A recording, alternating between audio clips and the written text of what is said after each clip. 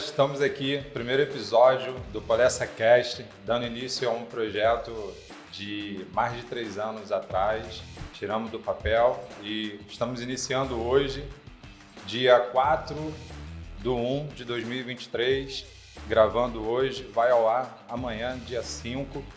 Um prazer enorme estar aqui com um amigo, estou até um pouco emocionado, mas é um amigo de verdade. Estou aqui com o Dudu, mais conhecido da galera como Dudu LPO. Dudu, seja bem-vindo. Ih, meu irmão, Prazer tamo te receber junto. aqui, cara. Eu tô me Prazer sentindo mesmo. como se estivesse tirando a virgindade a Arley, meu irmão. É. Tipo assim, o primeiro Tá vendo? primeiro podcast. Primeiro Vamos tirar aqui episódio, vamos tirar o carimbo aqui. tirar o selo. Seja bem-vindo, espero que vocês curtam.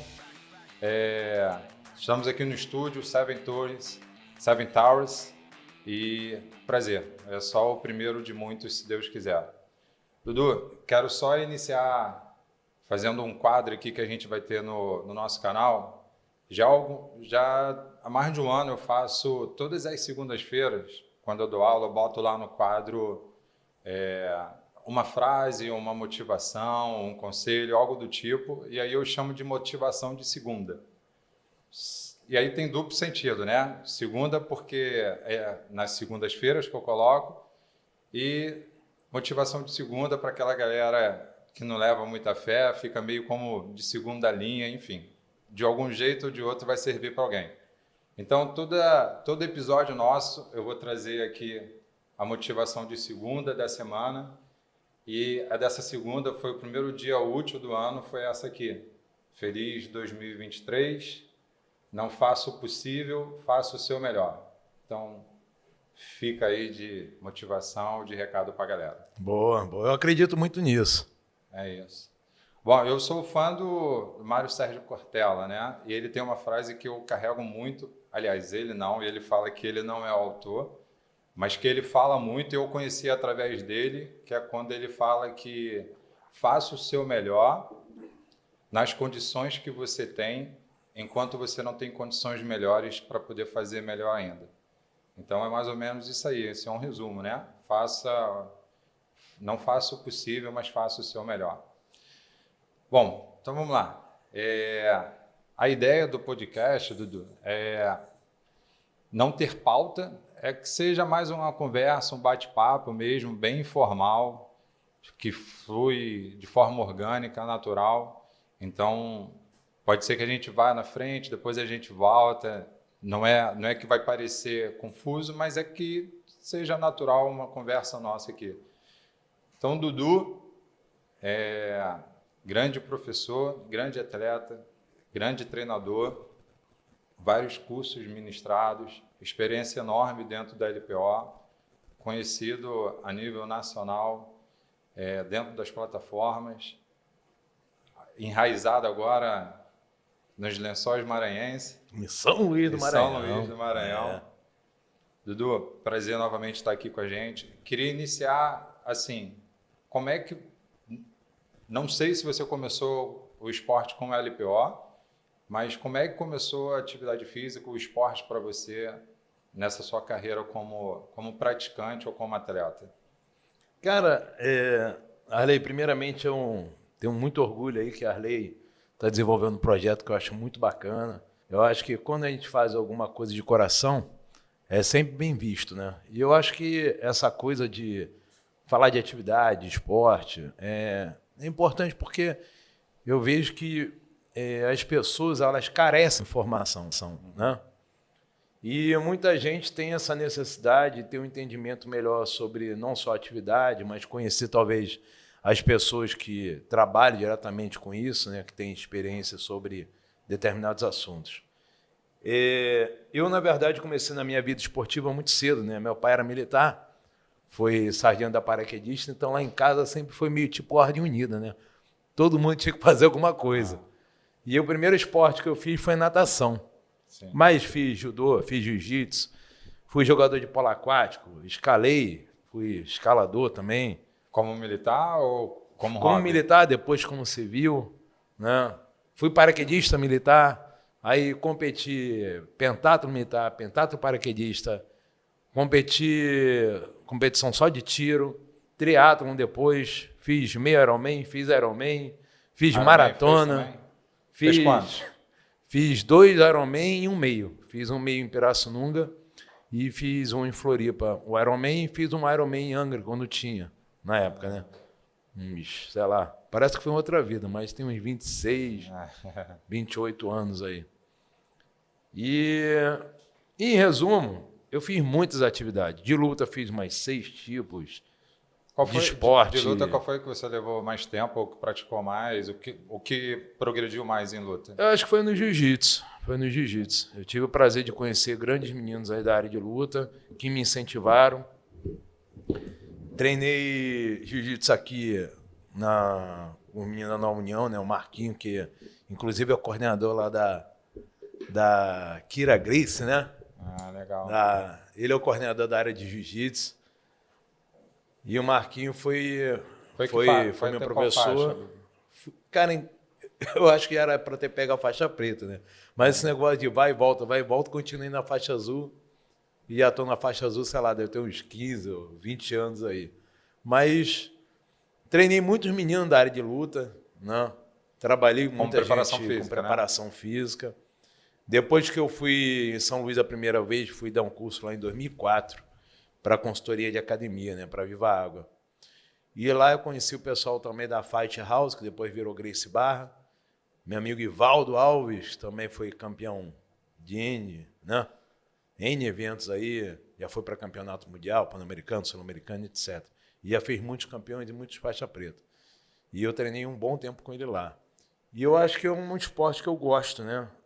Acho que se eu não fosse para o levantamento, talvez eu seria do jiu-jitsu. Mas o que eu sinto, pelo menos que eu já vi assim, natação também te pega bem, né? É, porque eu fui nadador um bom tempo, fui campeão brasileiro em 2. Pô, campeão brasileiro? Fui em 93, 100 metros borboleta. Que isso. 1993. Foi pouca coisa não. Joguei polo aquático pela equipe universitária. Né? Joguei polo aquático profissionalmente uns 3 anos. Joguei no Botafogo, no Guanabara. Joguei no Colégio Naval, que fica ali atrás do Santos Dumont. Outro esporte que eu gosto muito, polo aquático.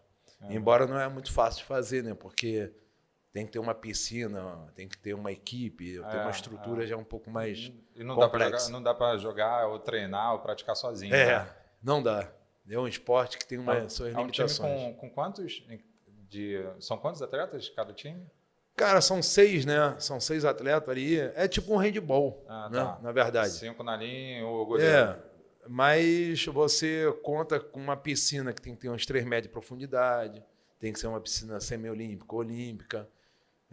Tem que ter aquele aparato das raias junto com a trave, porque a trave ela é flutuante, né? Ela fica boiando. Então tem uma infraestrutura que demanda ali uma certa logística. E que não vai ter em todo lugar, né? Já por exemplo, arrumar os atletas para jogar ou brincar, para jogar já é difícil. Fora a estrutura. Exatamente. E eu falo muito com os meninos que, por exemplo, lá em São Luís, no Maranhão não tem uma piscina que dê para jogar polo aquático, não tem profundidade para isso. As piscinas lá são 1,5 m, não dá para fazer um jogo de polo. As próprias piscinas olímpicas ou semi-olímpicas, ela tem essa profundidade de 3 metros? Acho que... Eu estou um pouco por fora dessa parte de regulamentação de piscina, mas eu acho que as atuais piscinas olímpicas, elas têm que ter um padrão de 3 metros, por causa do efeito do empuxo, né? Que o nadador, na hora que ele trafega na água, ele sofre algum efeito, não só das margens, mas como da profundidade. De bater e voltar. Então, quanto mais funda é a piscina, maior a densidade da água, então o deslocamento do cara se torna mais eficiente. É bom que se for isso como norma mesmo, já serve já também para o polo aquático. Né? Já tem o requisito. Toda piscina oficial ela tem como ser usada para o polo. Legal. Mas aí o que acabou ficando mesmo foi o LPO, né? Engraçado, o levantamento, ele entrou na minha vida como um meio de preparação física, não foi como um esporte. Eu me lesionei no polo aquático, eu fui fazer um chute, né? Meio que fora um pouco longe do gol, e no meio do chute, na hora que a gente arremessa a bola do polo, a gente leva bem a rotação do tronco. Só para a galera entender, o chute com a mão. No caso do polo aquático, com a mão, galera. Então eu fui fazer um movimento de rotação com tronco e estiquei o braço atrás. Nessa de arremessar, eu fui travado por um jogador de defesa que travou meu braço atrás. E aí, o que aconteceu? Eu não machuquei o meu braço, não machuquei o ombro, mas eu tive um cisalhamento na lombar. Um cisalhamento com rotação. Por causa dessa rotação. Aí eu arrumei 2 hérnias de disco, juntamente com uma coisa chamada espondilolistese, uma espondilólise, esgacei o ligamento anterior e posterior da coluna e travei. Literalmente, eu travei. E eu saí carregado da água, fui direto para o hospital, fiquei 1 mês engessado e eu prometi para mim mesmo que eu nunca mais ia passar por aquela condição de me machucar, praticando um esporte. E aí, na época, eu já estava na universidade, comecei a estudar todo o trabalho que era de fortalecimento. Na época não se chamava CORE. Não, CORE é uma definição que criaram depois de 2005, 2006, mas na época todo mundo que fazia treinamento, preparação física, fortalecia parte anterior e posterior. Né, de tronco. A gente não chamava de core, mas era fortalecer o tronco. E aí esse trabalho eu comecei fazendo com exercícios funcionais, seguia muito a linha de um cara que foi meu professor numa pós-graduação, Nuno Cobra, que escreveu aquele livro, Semente da Vitória. Para quem não sabe, Nuno Cobra foi treinador do Ayrton Senna, Schumacher, desses caras. Ele foi meu professor numa pós-graduação que eu fiz na Castelo Branco? Não. Num curso no Exército, né? Na verdade. É porque tem um prefixo lá. Exefex, alguma coisa dessa. É a Escola de Educação Física do Exército. Aí tinha um curso de pós-graduação em Fisiologia que a gente fazia um módulo lá. Foi até através do Estélio Dantas, na época, professor doutor Estélio Dantas. E eu me lembro que nesse curso ele falou muito sobre esse trabalho de fortalecimento e, juntamente com isso, eu entrei num projeto chamado NP Wellness, na época que era o diretor, o professor Ney Pereira. E aí as coisas foram coincidindo, né? O professor Ney foi aluno de Nelsinho de Carvalho, que foi atleta de levantamento de peso olímpico pelo Rio de Janeiro, né? Ele era o cara que disputava com o Edmilson Dantas. Edmilson por São Paulo, Nelsinho pelo Rio. E aí eu conheci o levantamento olímpico. E eu fui começar a fazer o trabalho de levantamento olímpico porque era a principal ferramenta de preparação física para os atletas. De luta, atletas de polo, atletas de qualquer modalidade. Inclusive no Exército já usava nessa época? Não, né? O Exército, tradicionalmente, na Escola de Educação Física do Exército, eles ensinavam o levantamento olímpico. Porque o levantamento olímpico chegou no Brasil na década de 50, pela colônia japonesa. E aí o Exército, na verdade, que era a Escola de Educação Física, que fundou quase todas as universidades a nível território nacional, ela sempre preconizou isso. Só que não é uma modalidade praticada, até então, no ambiente militar.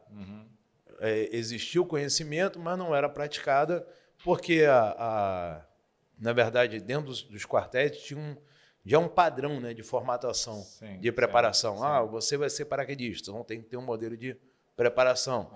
Você vai para o comando, aí um modelo de preparação, entendeu? Existia já um modelo e não cabia. Hoje, em incrível que pareça, por exemplo, a Marinha tem um centro de treinamento, levantamento olímpico. Inclusive com legado olímpico, né? Foi feita um pouco antes, né, até do legado, mas com um princípio de preparação para isso.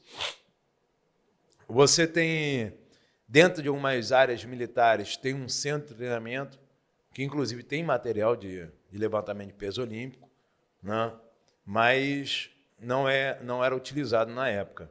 E eu comecei a trabalhar com levantamento olímpico nesse instituto, chamado NP Wellness. Eu fui aluno desse curso, depois eu virei coordenador do curso, que virou Academia Escola. Era um curso de especialização e a matéria de levantamento de peso olímpico era parte da grade curricular, onde todos os professores que eram da área de musculação iam fazer uma especialização e tinham a matéria de levantamento de peso olímpico, tinha grupos especiais, tinha montagem de programa para gestante, idoso, hipertenso, cardíaco, diabetes, obesidade. Falar nisso, você sabe se hoje em dia as grades curricular de educação física tem a LPO como disciplina? Acho que Tem, não, né? hoje, na verdade, Seria uma boa, a área não, de levantamento ela faz parte da matéria de pesos e halteres, né, nas universidades. Alguns professores que hoje têm um entendimento melhor, eles apresentam, né? Existe aqui o arranco, que é o snatch, aí existe o arremesso, o clean jerk, e dali o cara disserta, ó, isso aqui é usado para preparação física, é uma modalidade olímpica, mas o levantamento, na minha opinião, ele ganhou uma grande notoriedade com o CrossFit. Sem dúvida. Né? Quando o Cross chegou, ele meio que apresentou isso para a grande massa. E teve uma popularizou, grande... né? Exatamente. E essa galera, que na verdade se identificou com o levantamento olímpico, passou a treinar talvez mais levantamento olímpico. E influenciou muito o país. Sim, né? Porque quando eu comecei no levantamento olímpico, eu comecei em 2002. O primeiro campeonato que eu participei foi a Copa Santa Luzia, que está fazendo 20 anos. eu vi. Esse ano, né? Inclusive 2003 para 2023. Né? Inclusive eu vou tentar vir participar da 20ª edição. Tenho certeza que vai lá competir. Vamos ver, né? Mas ainda mais agora tá trincado. 20ª mesmo.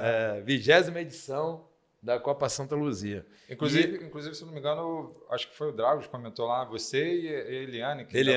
Que continuou, né? Desde a primeira, né? Desde a primeira edição. Na verdade, foram no Rio os primeiros atletas a treinar e competir levantamento pelo Rio, vamos dizer assim, no novo século, né? Porque Sim. até 2000 tinha Nelson de Carvalho, que foi atleta na década de 90. A outra geração, né? A outra geração.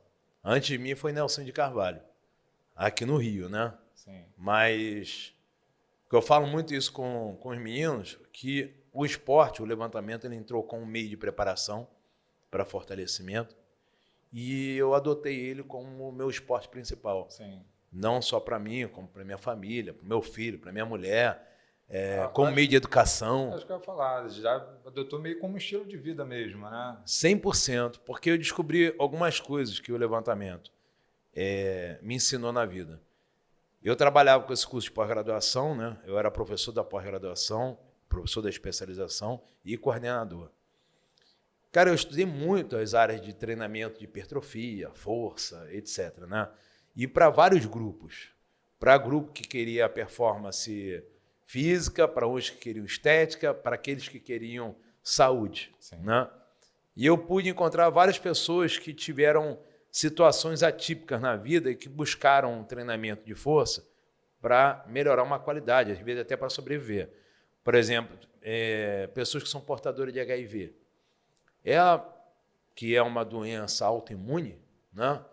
E tem uma complicação de todo o organismo da pessoa. A gente tem um entendimento seguinte: toda pessoa que tem problema autoimune, se ela perde massa magra, o fator imunológico dela deprecia bastante, né?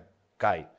E aí o que acontece? Com esses caras que eram portadores de HIV, eles tinham uma complicação que, se você passasse uma série tradicional de hipertrofia, série de 8 a 12, você depredava o sistema imunológico delas.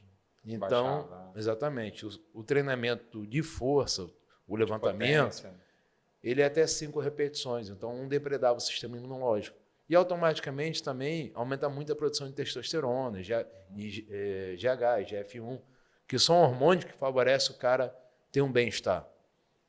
O segundo fator foi para as pessoas que estavam envelhecendo. Todo mundo que envelhece, a primeira coisa que perde é força. Sim. O cara, para sentar no vaso, tem que ter força. O cara, para subir uma escada, tem que ter força. Levantar da cama. Para levantar da cama, né? O cara, para transar, tem que ter força. Então, o levantamento coincide com pessoas que têm problema do sistema autoimune e pessoas que estão em processo de envelhecimento. Aí tu pega o cara fora de alta performance. Aí tu pega o cara do meio, que é o cara da alta performance, né? Que ele não tem nenhum problema imunológico, não tem nenhum problema, entre aspas, né, de envelhecimento. Você quer usar uma ferramenta como preparação física, para o cara ficar bem, ter velocidade, força, ter mobilidade, ter coordenação, tu usa o levantamento. Então, no decorrer da minha vida acadêmica e na minha vida como atleta, eu percebi que o levantamento era o melhor meio, não só de preparação, mas de estilo de vida. E aí eu passei a competir em levantamento, larguei todas as modalidades que eu praticava e me dediquei exclusivamente ao levantamento. De 2000 para cá, a minha vida foi 100% voltada para o levantamento. Né? Hoje tem um centro de levantamento em um estado que nem tinha levantamento e tudo que eu faço, curso, trabalho, federação, né? Federação, tudo é voltado para o esporte de levantamento de peso olímpico. Né? Muito legal. E quando você começou nessa época, lá 2002, 2003, eu lembro, você já me contou, a gente já conversou várias vezes, mas teve uma outra rapaziada que começou junto contigo, né? Algum deles ainda continua até hoje? Não, que começou comigo, hobby, que começou comigo, não. Ninguém. A não ser Eliane, que ainda treina. Tinha os meninos, por exemplo, Jorge Califé, que é treinador. Tem uma menina, a filha dele, a Lourdes Califé, que está muito bem, foi já campeonato sul-americano, pan-americano. Eu não sei se o Jordião continua treinando, mas eu sei que ele é treinador, na função. E, da época, mais ninguém, né, que eu me lembro. Que é um Castrupe, que eu realmente não sei por onde andas, mas eu acho que não está mais envolvido com o levantamento. Se por acaso assistir aí, dá um toque. Dudu está aqui, lembrando. Mas fora isso... Mas também já se vão 20 anos, né? Eu comecei a treinar levantamento sozinho, né, com fita VHS, que não tinha outro meio. Hoje em dia, como é que está essa modernização, esse acesso fácil, né? A informação, a internet, YouTube, Google, tudo se baixa, tudo se vê. Na época não era bem assim, não. E aí, quando eu conheci, eu vi uma nota no classificado dizendo assim, precisa-se de atleta para a seleção brasileira. De LPO. De LPO. Aí eu fui lá me candidatar, isso era em 2002. Aí eu conheci Tio Dragos, que tinha acabado de ser contratado pela confederação para ser treinador da seleção. Fui lá, me apresentei, fiz o teste. Isso não era no CT, que é hoje em dia. Não, né? Isso era num clube chamado Santa Luzia, que é lá do lado do Santos Dumont. Por isso vem o nome da primeira competição. Copa Santa Luzia, exatamente. Isso aí. E aí eu competi o primeiro campeonato da Copa Santa Luzia da Era Moderna, né, que foi depois de 2000. Da Era Moderna, né? Enche o peito. Era moderna. A gente... Jovial esse garoto. A gente está novinho, né? Era moderna. E daí começou. Agora, Dudu, hoje em dia, a gente está falando de 20 anos de prática. É lógico que nesses 20 anos você teve uma fase mais como treinador, mais como professor de cursos, mais como atleta, mais como prática. Mas duas perguntas que são parecidas, mas o que você se identifica mais, como atleta ou como treinador? E hoje, no seu momento atual, eu desconfio da resposta. E hoje, no seu momento atual, como é que você se enxerga mais, como atleta ou como treinador? Hoje, eu me vejo realmente mais como treinador. Mas eu acho que quem gosta do esporte, acho que está meio que no sangue, né? Cara, a gente adora competir. Eu adoro participar de campeonato, eu gosto de ver meninos que eu ensinei, eu podendo ainda legal, né? Meio que entrar na barra com eles. Competir junto, né? Na verdade, eu me sinto assim honrado em poder entrar numa competição que eu vi dos meninos que eu vi começando e, ao mesmo tempo, eu vejo que eu ainda tenho condição de, pelo menos, me mexer lá com eles, né? Não digo mais eu sou testemunha disso. Aprendi com você, comecei com você, com o Dragos, com a galera lá, e a gente já dividiu plataformas juntos. Pô, né? Mas isso não é legal? Demais. É uma parada assim que... Demais. Isso me motiva a continuar treinando. E eu digo muito para a Lívia, né? Minha esposa que está aqui presente, minha parceira de vida. Mano. Então, eu falo muito... para hoje. Meu. Você tem que pensar no amanhã, né? Aliás, deixa eu fazer meu jabá também. Vem cá, Rubio. Vem cá. Minha esposa está aqui também, que também é minha... Vem cá do outro lado. Minha parceira, sócia e minha chefe. Chefe é sempre, né, meu? Financiadora, patrocinadora, inclusive já pagou o café hoje. Aí, tá aqui com a gente também. Patrocinadora. Eu falo isso. Sempre. É isso. Eu vindo para cá... Trás, do lado, na frente. Não, meu irmão. Eu vindo para cá já tomando meu esporro do dia para não Sua dose perder, diária. Não perder. Para não desacostumar. não perder a prática, eu falando... Eu falei assim, ó, não, vamos fazer assim. Não, assim a gente não vai fazer, por isso eu falei, tá bom, então a gente não vai fazer. Bom, então está decidido. Está decidido já. Então, é mais ou menos isso. Eu falo também que hoje eu tenho um CT com meu nome, mas é o primeiro lugar que eu trabalho que eu não tenho salário, meu irmão. Eu nunca vi nem... Não sei nem quanto é que eu ganho lá, cara. Porque o dinheiro nem vai na minha conta. O dinheiro já é destinado aos futuros investimentos. Eu falei, porra, é assim mesmo, né? Deixa com quem sabe, né, não? Aí, mas como a gente estava falando antes, eu vejo assim, eu hoje tenho uma meta como atleta, vamos dizer assim. Pessoalmente, eu falo muito isso com a minha esposa, que eu tenho vontade de ir para uma competição e dividir a barra com meu filho. Dividir assim, o mesmo peso, né? Que a gente esteja... Ele, com certeza, vai estar subindo e eu vou estar descendo. Alguma hora dessa vai ser tipo aquele filme do Jason... Como é que é? Burton? Benjamin Burton. Que ele vai regredindo, né? Então eu vejo que eu tento me manter treinando para a gente ter esse... Ó a moral, Olívia. Ele na terceira pedida e você abrir na primeira. Aí. Eu tenho certeza que E depois vai inverter, né? Algum desse período aí a gente vai cruzar o peso, né? Então, eu falo isso que é uma meta de continuar treinando. Tenho vontade de ir para os campeonatos internacionais, mas a gente, quando vira treinador, algumas coisas a gente acaba abrindo mão. Né? Por exemplo, para eu participar de um campeonato internacional, eu tenho que viajar, aí eu tenho que ter um gasto, claro, de passagem, viagem, estadia, etc. E isso acaba não sendo prioridade. Sim. E dedicação em vários sentidos, né? De tempo, financeiro, abrir mão de outras coisas e tal. Por isso que eu dei sorte, que eu participei daquela competição de Master, né, internacional, e como a gente estava no meio da pandemia, acabou sendo online. Então não precisei viajar porque, se eu não me engano, estava para ser nos Estados Unidos ou na Espanha, não lembro agora. Como a gente ainda estava no meio da pandemia, aí acabou sendo online. Eu acabei fazendo daqui mesmo. Ai, cara, eu queria, mas eu muito falo bom. isso muito para a Lívia, que o período de pandemia foi um período bem complicado para a gente, né? Porque a gente que trabalha com um sistema privado, tudo fechou. A gente meio que fez um lado introspectivo, porque a gente acabou criando o curso online nesse período. Sim.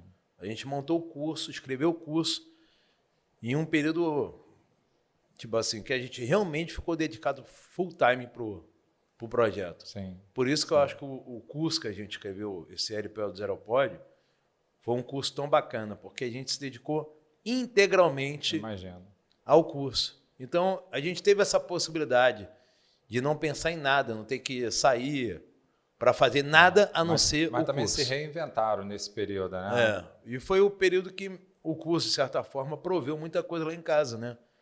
Na verdade, ele sustentou a casa sozinho. Sim, né, sim.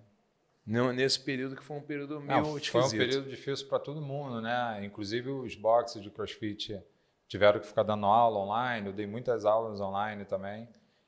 Os CTs de LPO, de certa forma, tiveram que fechar. Quem era atleta mesmo de alta performance ficava treinando por conta própria em casa, às vezes até com material emprestado. E acabou que muita gente também acabou se machucando, né, cara? Porque o cara acha que não, eu vou ficar em casa, então eu posso me matar aqui sozinho. Pô, eu falo, cara, meu irmão, tinha gente me mandando mensagem das coisas mais esquisitas do mundo. Deve ter recebido muito vídeo, né? Nossa Senhora! Eixa! Cara, cada coisa bizarra. Eu falei, cara, meu amigo, é melhor você não treinar muito mais coisa, não. Porque eu vi que muita gente ia acabar se machucando e aí ia ficar sem poder também fazer nenhum tipo de tratamento específico, né? Porque todo mundo estava dedicado ao tratamento do Covid, etc. Mas eu falo muito isso para os meninos. Hoje, eu me dedico à equipe, né? Eu me dedico à minha mulher. Embora hoje ela já é master, ela já decretou a aposentadoria dela. Que isso, é master já? Não, que isso, não. Mamãe tá top. Eu falo para ela, mesmo com o 4.0 que ela completou esse mês de dezembro, que beleza. Deu pau em muita novinha já aí, né, mamãe? Continua dando. E meu filho, né, cara, o moleque tá com 12. Muita gente acha que Dudu, você pensa que teu filho, o filho de vocês tem que ser atleta olímpico. Não, cara. Eu não tenho nenhuma pretensão que ele seja atleta, campeão olímpico. Eu acho que qualquer pai quer para o filho. Quero que ele tenha saúde. Sim. Quero que ele tenha... Que faça uma atividade física. Faça uma atividade física. Muita gente fala assim, tu obriga teu filho a treinar, essas coisas. O pessoal sempre quer uma receita de adequação, sucesso, Cara, eu não tenho receita de sucesso em relação a isso. Eu falo para a Lívia que é o seguinte, eu tenho negociação. Eu pergunto, meu filho às vezes vem para mim falar assim, papai, queria não treinar hoje. Tranquilo. Mas o que você vai fazer nessa hora? Você vai ler um livro, vai ficar no celular, tu vai fazer o quê? Eu vou ficar no celular, então tu vai treinar. Depois tu mexe no celular. Não, porque se for para ler um livro, tudo bem. Não, se for para fazer alguma coisa que tem que então estudar... você chega e fala, pô, hoje eu não tô legal, tô cansado. Cara, enfim. não... Mesmo pode falar que está cansado, dor de cabeça, ele vai treinar do mesmo jeito. Aí adequa. Aí não, ele vai fazer o treino. Porque uma das coisas que a gente aprende como atleta é que tem que ter rotina. Sim. Se você não tem rotina, tu não é atleta. Tu não pode dizer que está treinando alguma coisa. E o levantamento, incrível que pareça, ele é um esporte. Ele é um esporte muito sincero. Se você se dedicar, tu melhora. Sim. Se você não se dedica, tu não vê nada. E ganhar força, às vezes tu demora um bom tempo para adquirir. Para perder, piscou, já era. Entendeu? Então, é um esporte que você rápido, não pode ficar brincando. Eu vou fazer de vez em quando. Não faça de vez em quando. Então, pegando esse gancho, como é que está a mentalidade dele? É para ser atleta ou ele só pratica? Ou ele até só diz, acompanha? Ele diz assim, que quer ir para o Campeonato Brasileiro. Porque ele já competiu, já participou de algumas competições. Ele treina e compete aí desde 3 anos de idade. Mas só que é aquele negócio, cada ano que passa, ele vai entendendo mais. Sim. Ele vai... Hoje, ele, por exemplo, ele já fala para mim, pô, pai, queria ir no Brasileiro. Eu falei, meu filho, para ir no Brasileiro, tem que bater índice. Sim, o sarrafo vai aumentando. Não, e para bater índice tem que treinar. Tem que treinar mais. Inclusive quando não tiver afim. Aí entra a questão de foco, dedicação. Estou te perguntando isso porque é justamente isso. Por exemplo, a Ruby é testemunha.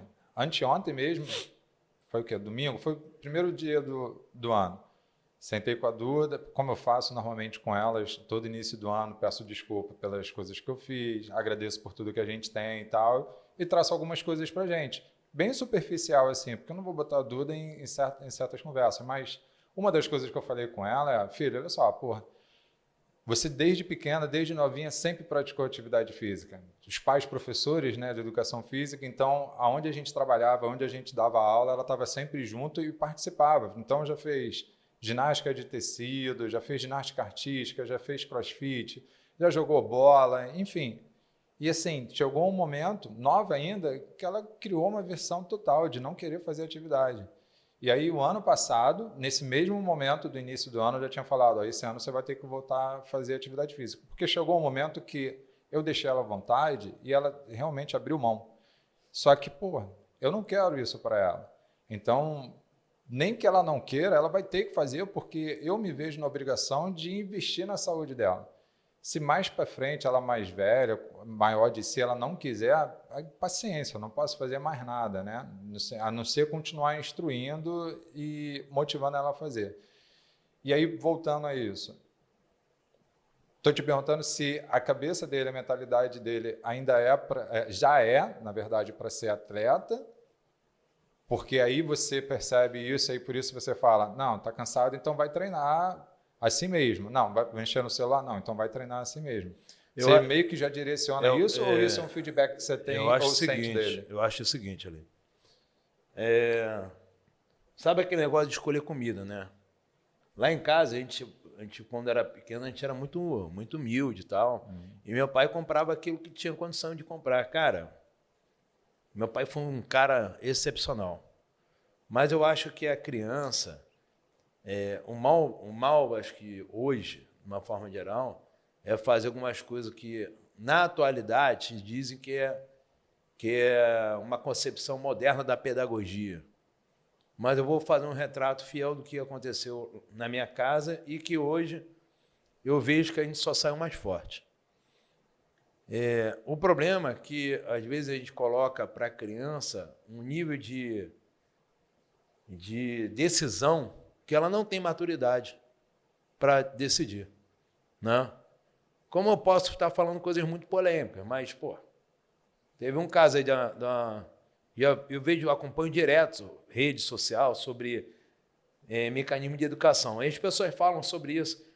Que a criança lá, com 4, 5 anos, ela tem que decidir qual o sexo que ela vai ter. Se vai ser menino ou menina, ou vai ser neutro. Cara, meu irmão, o que uma criança de 4, 5 anos tem condição de avaliar? Cara, eu não sou um cara preconceituoso. Aí as pessoas falam, isso é homofobia, isso é sei lá o quê. Isso é preconceito. Cara, meu irmão, não é preconceito. Vamos lá, vamos instruir as crianças. Homens fazem isso, mulheres fazem isso. Se lá na frente você descobre que você tem desejo sexual por uma pessoa do mesmo sexo, ou, sei lá, qualquer outra coisa que faça combinação, que não é vamos dizer, a forma tradicional de se ver, relação convencional, tudo bem, segue a vida para ser feliz. Mas eu acho que é papel do pai e da mãe instruir. Sim. Entendeu? Da mesma forma que eu falo para a Lívia, eu não dou opção para João fazer outras coisas, por enquanto. Por quê? Para ele entender o que serve por cada parâmetro. Não, por exemplo, meu filho hoje ele faz parkour. Ele faz parkour porque tem um centro de ginástica. Né? Do lado lá do CT tem um centro de ginástica. Ele adora parkour. Ele gosta mais de parkour do que levantamento. Sim. Eu falei, ótimo, vai lá fazer parkour. Para ele deve ser bem mais divertido. Né? Pular, dar as cambalhotas lá no negócio, perfeito. Ele joga beach tênis, porque o clube é um clube tem beach tênis. Isso. Tem squash, tem tênis, tem beach tênis. Tá ótimo. Mas eu sempre pergunto para ele, meu filho, mas você quer virar atleta disso? Existe até tal ponto. Por exemplo, eu não sou inteirado em competição de parkour. Então, eu não sou o cara que eu vou levar ele para a competição de parkour.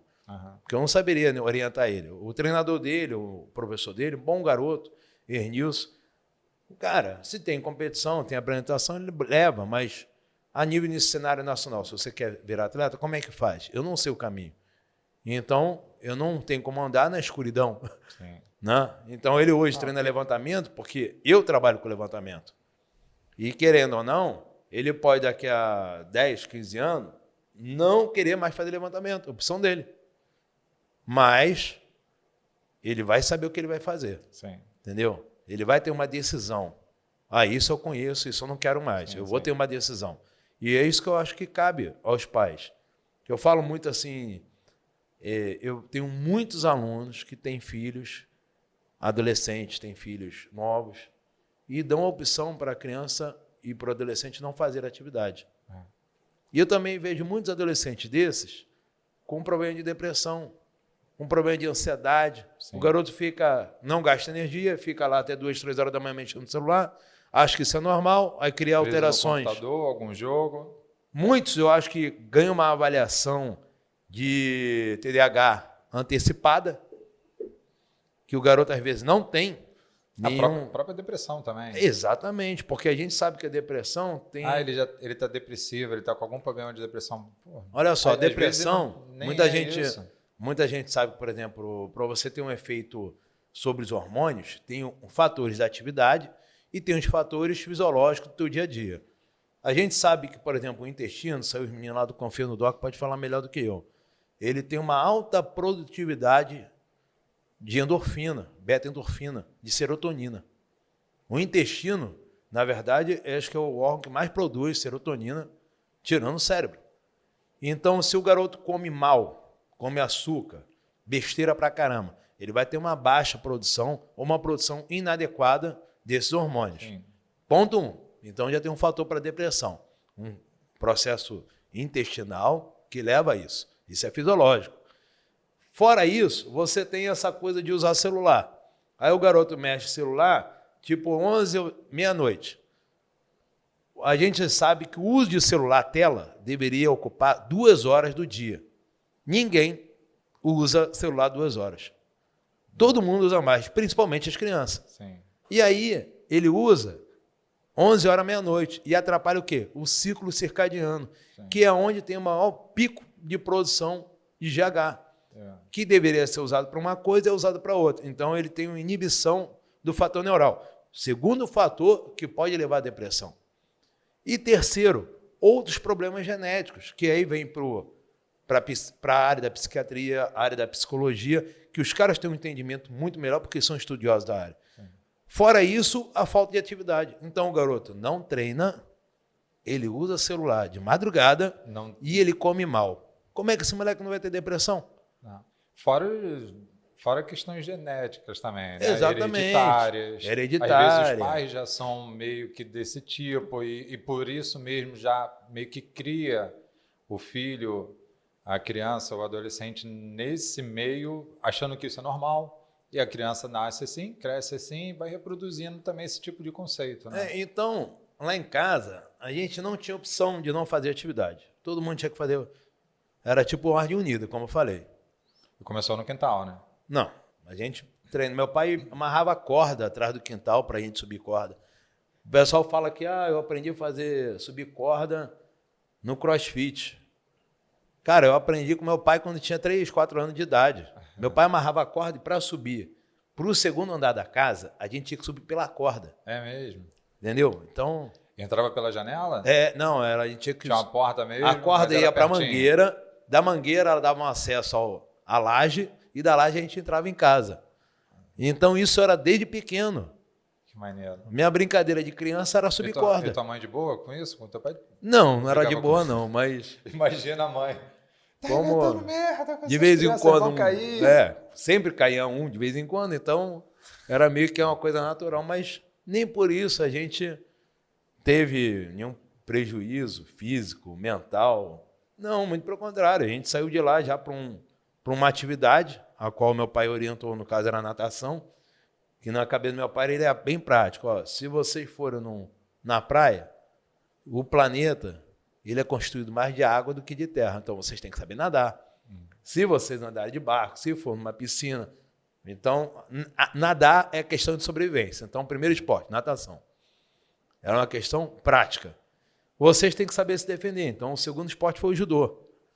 Então, essas coisas sempre foi embutido. Esporte de defesa, né? Não era para agredir ninguém, não era para bater em ninguém, mas saber se defender. Sim. Então, o judô e a natação foi a base. Disciplina também, né? Desde pequeno também, importantíssimo, né? Mais disciplina que meu pai botou na gente, acho que não dava não. Não tinha não. Agora, Dudu, só para a galera visualizar e entender um pouquinho melhor, quando você fala o CT de LPO lá, é um CT hoje, porque uma coisa é o CT de LPO que você criou lá e outra coisa é a Federação de Levantamento de Peso Olímpico do Maranhão. A Federação de LPO lá do Maranhão, ela tem o próprio CT dela? Não, na verdade... Como é que está funcionando isso hoje lá? O CT, o nosso CT, meio da Lívia lá, ele é o primeiro centro de treinamento de levantamento de peso olímpico privado do país. Porque o centro de levantamento, até então, por exemplo, aqui da PSF, é o centro da confederação. Que a confederação usa como base da federação. Tem um centro de treinamento dentro da Marinha, tem o do Pinheiros, que é dentro de um clube, que normalmente é para atletas já selecionados. Então, privado foi o nosso, o primeiro do país. É dentro de um clube que também é privado. O clube é de ordem particular, de uma pessoa que quis abrir várias modalidades. Por isso se chama Sport Village, é onde fica o nosso centro de treinamento. Legal. Que tem outras modalidades, tem um centro de ginástica olímpica, também privado, tem um centro de luta, tem uma área de crossfit. Então, lá dentro desse clube. Então, nosso centro de levantamento, a gente atende alunos de uma atividade aberta do atividade, ou é um box de crossfit que funciona lá dentro? Não, é uma atividade do clube. Legal. Do clube. O cara paga lá o clube e tem direito a fazer o treinamento lá. Então, eu falo isso com os meninos. Hoje, a gente atende criança, a gente atende adulto, a gente atende adolescente, master. E a gente tem muita aluna mulher. Os masters estão invadindo, né? Estão dominando, né? Duas coisas que me falaram que eu não quero trabalhar. Com mulheres, porque no levantamento não tinha mulheres. O levantamento olímpico começou para as mulheres em 2000, né? E o segundo, atleta master, porque nenhum livro de treinamento de levantamento de peso olímpico tinha para terceira idade. Não tem. Não existe esse livro. Treinamento... vai deixar o primeiro. Já vai deixar o primeiro aí. Na verdade, eu escrevi muita coisa sobre isso. Mas não existe nenhum livro que fala assim, treinamento de levantamento de peso olímpico para atleta master. Não existe esse livro. Todos os livros de treinamento e levantamento de peso olímpico é para a formação do atleta olímpico, que é feito na base, quando criança, as iniciação esportiva. Não é nada específico para master. Aí vai o trabalho de aprendizagem, né? Toda aquela parte de evolução das faixas etárias, pelos períodos sensíveis. E então vai absorvendo o conhecimento do treinamento até se tornar um atleta olímpico, que é feito no final da adolescência para a fase adulta. Mas nenhum deles fala de treinamento para master. E hoje, 70% dos meus alunos são master. Não, eu vejo isso claramente dentro do boxe. Eu comecei o CrossFit com 33 anos. Na minha época, isso tem 10 anos, né? Vou fazer 43 agora. Na minha época, eu já entrei me sentindo velho, né? Então, isso tem 10 anos. Hoje, eu tenho alunos dentro do boxe com 50, 60, 70 e poucos anos. E, quem é 33 anos perto de 60, 70 anos hoje em dia, né? A gente tinha uma turma lá... E muitos, tá? Tem muitos. A gente tinha uma turma lá que a gente chamava Treinamento Funcional 70+. Eu lembro. Porque o mais novo tinha 76. Era o caçula. O caçula tinha 76. O mais velho tinha 98. Hoje está com 102, seu coqueiro. Fazendo ainda? Cara, hoje ele depois da pandemia, eles não voltaram. Muitos não voltaram, né? E aí eles estão fazendo em casa com personal. Mas eles faziam levantamento olímpico. Eu tenho um vídeo lá, dando treino de levantamento olímpico para os caras. Eu já vi. Né? E aí tinha lá um dos coroão lá, seu Eliseu, atletão. Ele com 82 fez terra com 100 quilos. Nossa. Né? 3 repetições. Fazia a barra com peso pendurado. Aí, pega, Torres. Com 10 quilos. Pega não, né? Entendeu? E ele pesando 76. Que isso? Ele fazia terra com 100. Mas tinha histórico de atleta? Não, ele trabalhava no Cais do Porto. Ele era tipo coordenador lá do Cais, né? Nenhuma atividade, nem a atividade profissional dele Nada, era ativa, não, né? Não, ele trabalhava na parte administrativa. Não era estivador, tipo assim. Não trabalhava com obra, não carregava peso, né? Nada. Mas tu vê o cara lá inteirão. Fui no aniversário dele de 80 anos. Os filhos dele falavam assim, cara, meu pai é meu herói, meu irmão. Os filhos dele acabados, meu irmão. Os bichinhos acabados, tudo na cachaça. E ele lá inteirão, meu irmão. Dançando com as noras e tal. Brincando lá. Eu falei, pô, seu Eliseu é lenda. Pô, muito legal. Mas aí, pensa em voltar com essas atividades para Master, para terceira idade? Ainda mais agora que você tem um... Na verdade, eu tenho muitos CT atletas lá. Master. Eu tenho a minha... Mas já são misturados já com a turma, então? São tem uma eles... turma específica? Não. Eu tenho uma turma chamada Masterclass, que é 10h30 da manhã, segunda a sexta. Só para... na verdade, seria mais Master, mas vai todo mundo. Só que os Master dão um pau na garotada mole. Eu tenho uma atleta lá... ela deve estar ela vai assistir, com certeza. Celinha. A Ana Célia, ela participou da primeira competição que a gente organizou lá. E ela hoje está com 56 anos, né, meu irmão? Celinha. Todos os campeonatos de levantamento ela participa. E ela treina esses anos todos? Ela é a 01, 01 matriculada, 01 atleta. 01. 01, ela é a 01. Então ela sempre compete, sempre participa, tem neta e tal, e tá lá. Entrou pro levantamento e ela tinha um caso de fibromialgia, um caso grave de fibromialgia.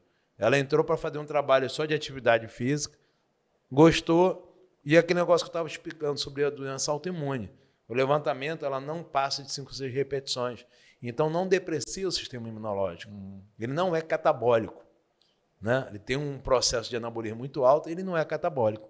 Então, para essas pessoas, ela encaixa com uma luva. Sim. Né? E ela sentiu bem, hoje ela está muito bem. Ela tem alguns momentos de crise. Não é só questão de lazer, é um meio de vida mesmo, né? É praticamente um medicamento, né? Natural, vamos dizer assim. E, na verdade, o corpo ele tem uma reação fisiológica natural de estímulo. Se você cede à dor, você cede ao processo, entre aspas, do sedentarismo, que, na verdade, o corpo ele não quer se mexer. Quando você Autodefesa, né? Exatamente. Quer economizar energia. você predispõe que você tem que fazer aquilo, ele encontra os meios. A gente é assim desde a época primitiva. Tipo, o cara estava lá machucado. Só que se ele não saísse para caçar, Ele não comia. ele não comia. Então ele ia morrer de fome. Sim. Então é tipo questão de sobrevivência. Sim. O corpo ele age assim. Se você reparar, muitos princípios da dor também é assim. Então, por exemplo, hoje você vai fazer qualquer trabalho de fisioterapia, de recuperação de uma lesão, você tem que botar o cara para se movimentar. Pode ser com a carga, pode ser adaptado, pode ser leve, mas a movimentação vai fazer com que o processo de recuperação, principalmente esse processo da restabilização física, ocorra. Então, claro, vai adaptar. O cara, sei lá, tem uma bursite. Ele vai evitar de levantar o braço para evitar a compressão da bursa, mas os movimentos que fazem tração, ele vai fazer. E isso vai fazer um trabalho acelerado da reestruturação dele, da recuperação dele. Muito legal. E pegando essa parte que a gente chegou a comentar sobre os cursos, como é que está hoje o seu trabalho, o da Lívia, vocês como professores, como instrutores de curso, como é que está esse caminho hoje de curso para a galera, até para quem acompanha aí os estagiários, professores de educação física? Fala um pouquinho do que vocês estão oferecendo hoje para o mercado, Dudu. O que acontece ali? Quer um café, Dudu? Não, tô legal. Eu aceito. Pega um pouquinho de café, por favor. O que eu vejo? O bolo também. O que eu vejo assim? As pessoas sabem que eu sou natural do Rio de Janeiro, né? Eu e a Lívia. Quando nós casamos, Lívia era minha aluna na pós-graduação, então eu fui o professor sem ética que saiu com o aluno, mas eu casei. Né?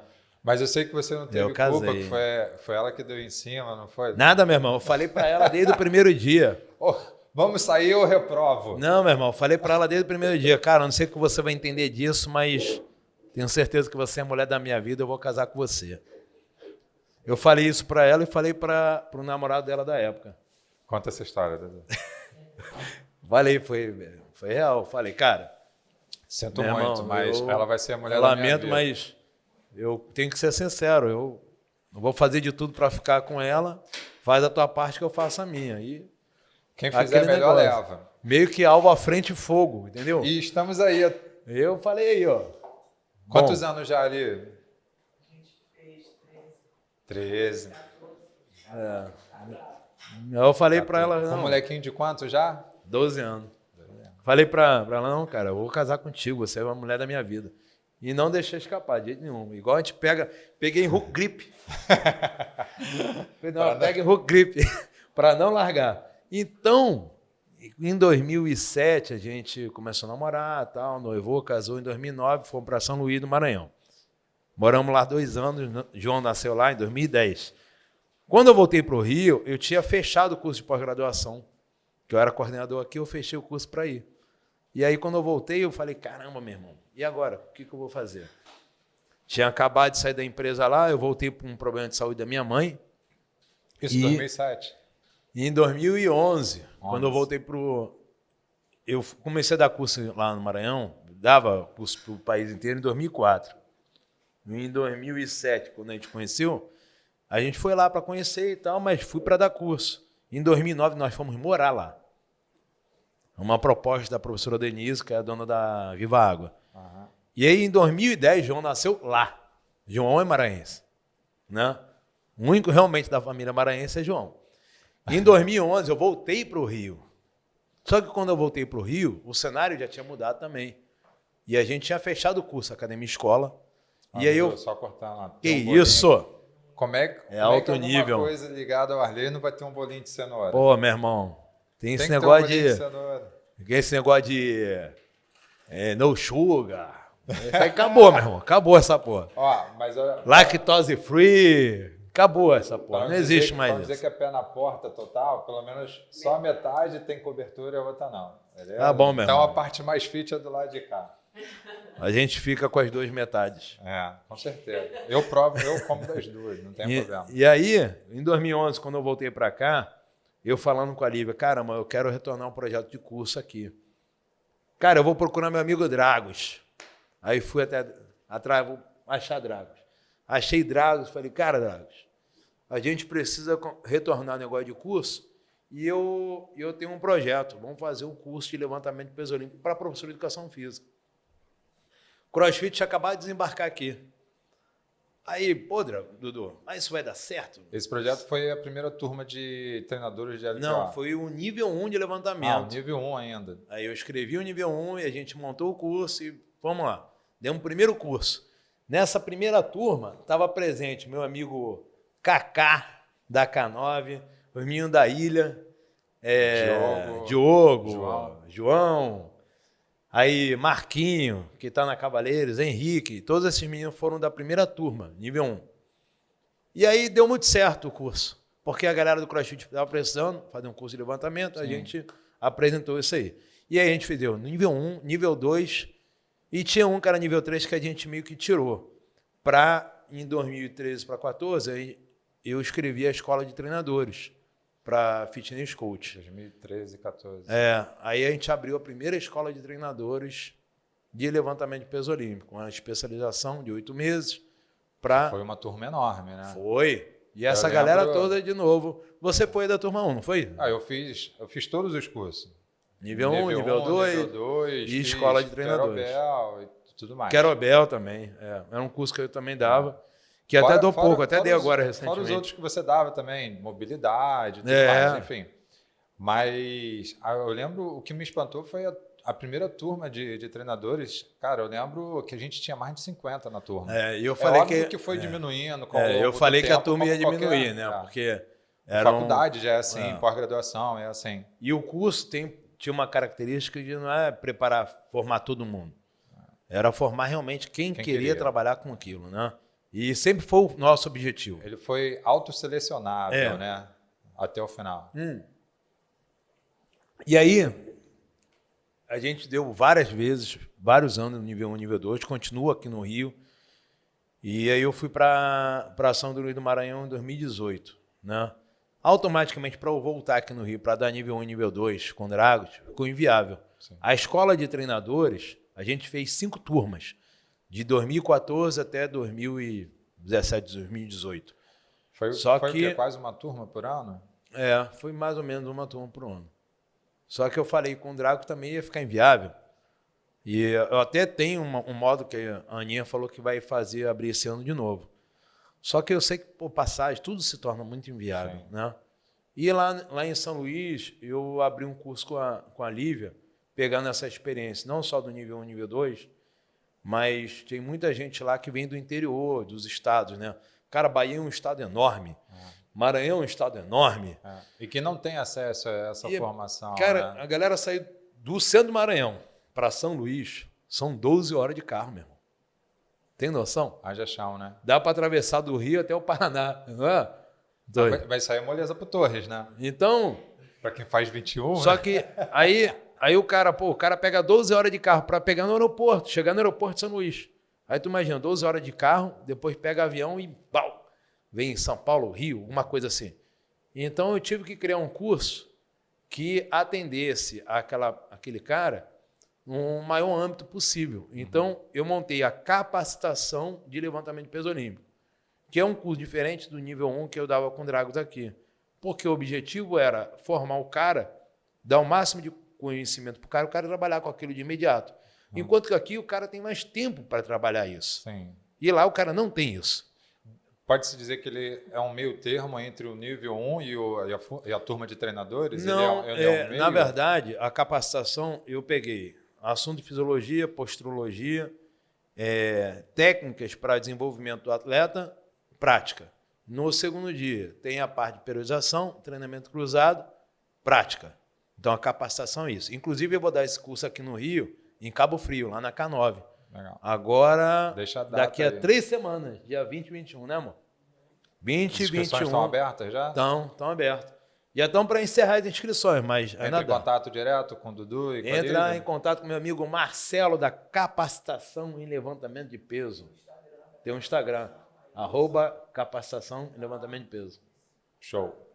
Mas qualquer coisa me manda lá uma mensagem Dúvidas, que eu direciono. Galera, pode mandar no direct tanto do Dudu quanto da Lívia. Aí eu criei esse curso pensando nisso. E o curso deu muito certo também. Eu fui várias vezes para a Bahia para dar esse curso, já fui para outros estados para dar esse curso, estou vindo aqui no Rio para dar esse curso. Esse curso é meio que está se pagando, né? E aí eu criei a capacitação nível 2, que é um curso que eu comecei agora lá em São Luís. Só para a galera que fez o 1. É só para quem fez a capacitação ou o nível 1, né? Comigo, com o Dragos, ou só comigo, com a Lívia. E essa capacitação 2, eu pego um pouco da escola de treinadores. Entendi. Né? Onde faz uma avaliação biomecânica. Aí, claro, o cara tem que estar treinando, ele tem que ser mais voltado para a área. Eu estou querendo criar uma escola de treinadores lá no Nordeste. Só que eu ainda preciso de um tempo para isso. Porque aumentar um pouquinho mais, né? Não é só aumentar, né? É um curso que já não dá para fazer sozinho. Sim. Eu preciso ter mais gente. Tipo assim, eu tenho que conseguir levar Dragos para lá, levar Alex, Lili também. Porque é uma galera que dá um aparato forte para o curso. Sim. Que eu falo que é uma questão assim de agenda. A gente consegue coincidir a agenda dos campeonatos nacionais e internacionais junto com a nossa agenda. Esse que é o desafio. E os estaduais também, né? Mas tipo assim, o estadual, mal ou bem, por exemplo, eu tenho um atleta lá que vai para o estadual. Eu mando ele para cá, falo com o Drago, cuida aí dele. Dragos, mesma coisa, se o Drago tiver alguém para mandar para lá, eu cuido do cara, meio que a gente se resolve. Mas a capacitação teve o objetivo de fazer esse tipo de formatação. Por isso que a gente está nesse processo. E é um curso que deu certo, tanto é que a gente tem um menino que cuida da nossa parte administrativa, né? Meu amigo Marcelo, que é lá do Espírito Santo. A gente já deu curso várias vezes no Espírito Santo. Minas também? Minas, a gente está para levar para Minas. Legal. Vai, Juiz de Fora. Acho que é março. Em março a gente vai estar lá. É um bom nicho também em Minas, né? Inclusive tem muitos boxes de CrossFit lá. Então... Tem uma galera muito boa em Minas. Muita gente não sabe, mas a Confederação Brasileira é em Minas. O presidente da Confederação é mineiro. É mineiro. Não? Exatamente. E o curso online, vocês ainda estão fazendo? A gente ainda atende essa galera que não pode ir presencial? Na verdade, ele está em Perpétuo, né? O pessoal chama? Perpétuo? Ele está em Perpétuo, né? Então, ou seja, a venda dele é feita lá agora. Está lá o link, o cara entra, o cara vai lá, acessa e compra. É o LPL do Zero ao Pod, que ensina do básico até o pod. Até o primeiro lugar. Na verdade, o curso foi criado com base em todos os nossos atletas, que lá no Maranhão não existia levantamento. Não tinha levantamento. Ninguém conhecia o levantamento. Então, todo mundo começou do zero. E todos, a gente levou 9 atletas para o brasileiro. 8 ganharam medalha. 8 ganharam pod. Pô, que legal. Não? Aí todo mundo me perguntou, no brasileiro do ano passado, cara... Foi uma escola mesmo, né? De onde vieram esse cara? Do Maranhão. Ué, mas não tinha levantamento lá. Agora tem. E todos os meninos que ganharam na bolsa foi literalmente a premiação desse trabalho, que eu e Lívia fizemos aí arduamente durante 4 anos. Não se faz um atleta da noite para o dia, né? Mas os que ganharam pódio treinaram basicamente 2 anos, né, mano? Caio, esses meninos todos aí. Esse menino é muito forte, né? Caio, a gente tem uns meninos muito bons. E tem muito lastro ainda, né? É muito complicado hoje você trabalhar com esporte olímpico, porque é um esporte que não tem tanto apoio financeiro. Embora a nossa empresa é privada, o que mantém hoje a empresa, na verdade, não é o esporte olímpico. São nossos alunos. Sim. Particulares, né? Então, eles mantêm o centro. A confederação agora acabou de mandar para a federação, que não tem um local, ela tem um escritório, né? Que funciona para a parte administrativa. E os atletas da federação, eles treinam comigo. Sim. Que são, de certa forma, meus atletas. Sim. Né? E eles representam o estado do Maranhão. Hoje, qualquer atleta lá do Maranhão quiser treinar comigo, o cara pode treinar comigo. Sim. Né? Pela federação. E aí, a confederação cedeu 2 barras Leico, uma masculina e uma feminina, para a federação. Mas antes disso, eu comprei de forma particular 2 barras. Investimento do próprio foi um bolso, investimento próprio. Então, hoje eu conto lá com material que já é olímpico, né? Fora isso, o pessoal da 3B, que sempre ajudou a gente, sempre teve assim, apoiando, importante esporte. Falar as marcas, as empresas, as pessoas que apoiam eu não indico, só o eu esporte, indico muito mas ele. o atleta. Eu indico muito eles exatamente por isso. Que é uma galera que, tipo assim, são fabricantes de material, é uma empresa que vende material, que o objetivo deles é esse, né? Sim, lógico. Mas eles apoiam o esporte. E isso para mim foi muito legal. Inclusive, na época que eu estava como presidente da federação, eu fazia questão de falar isso, de deixar sempre nas postagens, de falar isso durante a competição, porque é o mínimo, né, que a gente pode fazer. Estão investindo ali, seja com dinheiro, seja com material, seja com propaganda. O mínimo que a gente pode fazer é dar esse retorno de visibilidade. Cara, né? Eles mandaram para mim as barras de criança, de presente. E olha que eu trabalhei lá, eu tinha uma turma lá de crianças, 30 crianças. Tudo aí de 5, 8, 7 anos. Eles fizeram umas barrinhas de criança de 4, 6 quilos. Muito maneiro. Cara, material dos caras, né, cara? Os caras fabricaram só para isso. De madeira, de alumínio? Não, de alumínio. Umas eram de ferro mesmo, de aço inoxidável, mas tu via que era peso levinho, com rolamento. Qualidade, né? Qualidade, né, cara? Eu prezo muito isso. Então, parabéns aí para os manos, para os meus amigos da 3B. Muito legal. Dudu, voltando lá para os primórdios que a gente estava falando, eu te conheci, não sei se você vai lembrar, acho que a gente já comentou sobre isso, mas eu te conheci pessoalmente dentro lá do CT, né? Lá na PCF. Se eu não me engano, eu tenho quase certeza, você estava na época como presidente ou vice-presidente. Eu já fui os dois.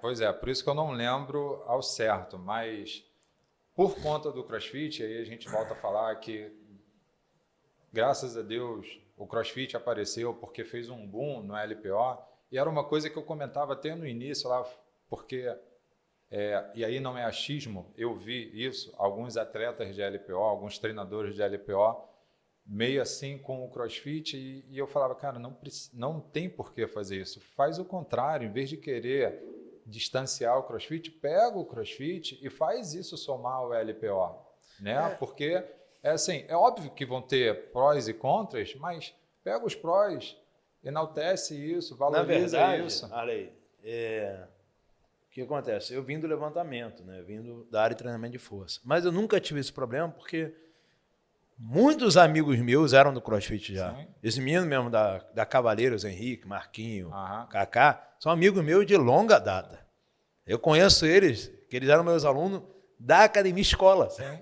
Que era esse projeto. Antes deles terem do cross, antes de começarem. O Kaká, quando foi abrir a K9, ele era um estúdio de treinamento funcional. Eu fui lá dar o primeiro curso para ele. Eu lembro. De kettlebell. Depois, fui para levar curso de levantamento. Depois, inclusive, a gente viajou juntos, os nossos filhos pequenos. Exatamente. E antes de ser ali, eles tinham um estúdio em outro local. Sim. De frente para a praia. Não, antes da praia, eles tinham um estúdio em outro local, porque ali já era o segundo lugar. Tá. Entendeu? Ali já era uma box de CrossFit. Antes era um centro de treinamento funcional em outro local. Entendi. Mas o que eu falo isso?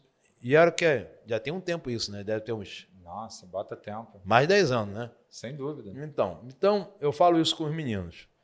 Cara, quando eu tive a ideia em 2011 de criar o curso de levantamento, porque era uma demanda, cara, muita gente que era do levantamento, que era meu amigo até então, me criticou. Sim. Me criticaram assim, cara, Dudu, como é que você vai ensinar levantamento para os manos do cross? Me falaram exatamente isso. E engraçado que esses mesmos caras que me criticaram na época, fizeram um curso de levantamento depois para a galera do cross. Exatamente. Mas a vida é assim, né, cara? Eu falo assim, cara, não tem problema nenhum. Eu acho que a galera tem que fazer. Como eu falo para você, tem vários podcasts por aí que vão falar de atividade, vão falar de treinamento, mas tem que ter mais. Porque quanto mais informação, melhor. Sim. A galera vai lá, vai fazer um curso, vai melhorar, não vai se machucar, entendeu? E as próprias pessoas que consomem, seja consumir no hábito de ir treinar, praticar, ou de consumir o conteúdo, podcast, vídeos, cursos, E essa seleção já vai acontecer naturalmente, né? Do que gostou, o que é melhor, quem faz melhor, quem pensa no melhor. E outra, eu vejo muitos amigos meus do O cross... que não é bom não vai ficar. Eu vejo amigos meus do cross que meu projeto inicial com o Drago era o seguinte: fazer que cada box se tornasse um mini centro de treinamento. Aquele garoto que tivesse aptidão para a área da ginástica, fosse para a ginástica. Como tem o meu amigo Felipe Venturino da CWB, que dá excelentes cursos de ginástica, para um dos melhores do país. O cara achou lá que o garoto é bom naquilo, bota o moleque para fazer aquilo. Entendeu? Aí o garoto, o cross, ele dá um leque de opção pro cara. O cara quer fazer só o cross, faz só o cross. Sim. O cara quer fazer ginástica, faz ginástica. O cara quer fazer levantamento, faz levantamento. Aí o garoto é aquele garoto que não tem característica. O professor de educação física já identifica. Ele não tem características das outras modalidades. Ele vai bem no levantamento. Sim. Deixa o moleque terminar levantamento, faz o garoto virar atleta. Ele tem que ter o quê? Condição de treinar o cara. E o curso tinha essa intenção. Pô, a gente pega, a nível de Brasil, existe 200 atletas que competem brasileiro. Quantos boxes de crossfit tem no Brasil? Nossa. Cara, tem boxe... Sei lá, 10 mil? Uma boxe que tem esses 200 alunos praticantes. Mas vamos lá, tem 10 mil boxes. Deve ter uns 10 mil. Há muito tempo atrás tinha 5 mil. Né? Depois da pandemia caiu bastante. Não, mas aí, vamos lá. Que tenha 5 mil. Tá. Se cada box... Boxe como um todo, né? Centro de treinamento. Centro de treinamento. Boxe. Cada box tiver um atleta, são 5 mil atletas. Sim. Pô, não é fácil uma box ter um atleta? Um atleta de levantamento? Entendeu? Então, é uma coisa que é viável. Então, o nosso projeto era esse. Popularizar também o levantamento. Sim. Que o crossfit já tinha uma pegada de popularização. Outra coisa que eu achava... Rapaz, eu posso pegar um pedaço desse bolo aqui? Deve, é nossa. Que eu achava fundamental, Dudu. Bolinho. Não? Tá uma delícia. Ó, mamãe. Eu só não vou falar a marca porque ainda não tem patrocínio. Ó. Mas, ó, aí, fica galera. a dica. Aí, galera. Arrasta para cima. Mas, assim, uma coisa que eu achava fundamental, e isso foi um dos motivos de eu ir atrás do CT, eu liguei para a federação, eu não conseguia falar, chamava, não atendia. Depois, quando eu conseguia ser atendido, quem atendeu não sabia dar informação. Mas eu só precisei... A gente sempre teve muito funcionário, né, cara? Tinha gente sobrando para... Vários setores, né? Se perdiam. Vários setores. Primeira competição que a gente organizou, eu era o faxineiro, o anilheiro, eu era o árbitro, era o treinador... E só faltava competir, tá lá também levantando. Mas assim, uma coisa que eu achava fundamental, que foi um dos motivos de eu procurar isso, era que o fato de quem está ali abrir as portas e receber essa galera do LPO é instruir. Porque a gente era só mais um mecanismo de reprodução do que a gente estava aprendendo ali. Então, assim... Exatamente. A galera do CrossFit faz merda. Isso no início, né? Quando tinham poucas informações, pouco conhecimento. Pô, então calma aí. Então vem cá, olha só. É assim, assim, assim, assim, assim. Esse cara, com mais conhecimento, com mais mecanismo de aprendizado, ele consegue transferir isso melhor para dentro do box. Isso foi um dos motivos de eu ir para lá, para eu poder passar para os meus alunos com melhor qualidade. Mas sabe uma coisa? Eu já dei muito curso, de muitas matérias, fisiologia, biomecânica, anatomia, sei lá, cuspe à distância, já dei curso pra cacete, meu irmão. Mas a galera do cross tem uma pegada muito legal. Eu nunca tive uma turma ruim de aluno de CrossFit de forma assim, de interesse. Todo mundo que vem do cross, mano, os caras querem aprender, os caras querem estudar, os caras querem melhorar. Né? Aprender. Pô, eu fui lá agora no evento lá do Guimarães, o Torres estava lá comigo lá. Cara, os moleques são muito tarados, meu irmão. Tu ensina um negócio, não, cara, deixa eu fazer. O cara faz 3 mil vezes. Tu manda o cara fazer, ó, tu vai ficar bom se tu fizer 5 mil vezes. O cara faz 5 mil vezes. 5 mil. Cara, eu adoro isso. Pro professor, cara, não tem melhor coisa. Meu irmão, tu vai fazer isso aqui desse jeito. O cara fica ali. É isso que eu acho que todas as áreas da educação física tem que ter. Porque eu não quis dar aula mais na faculdade pelo mesmo motivo. Tu dá aula para a faculdade, o cara tem que convencer o cara que ele tem que estudar. Motivação nenhuma. Tipo assim, fulano... Tu dá aula, parece que tá fazendo um favor, né? Porra, que isso, meu irmão? Sei como é que é. Tu tem que meio que obrigar o cara de assistir a tua aula e não ir tomar cachaça. Meu irmão, E isso, difícil, tu reprova da nota baixa tu tá errado ainda, né? Que isso, professor? Não, eu ia falar no primeiro dia, galera, todo mundo aqui tem 10, pode ir embora. É. Os que quiserem, os que estão aqui por conta disso, tá liberado. Real. Cara, não, tá tranquilo mesmo, quer passar não? Tá ótimo. Pô, hoje eu não posso. Só não perturba. Vai lá, vai com Deus. Entendeu? Por aí mesmo. Dudu, o papo tá muito bom, mas a gente precisa encerrar. Só que antes a gente vai fechar com um quadro que se chama Rap ou No Rap.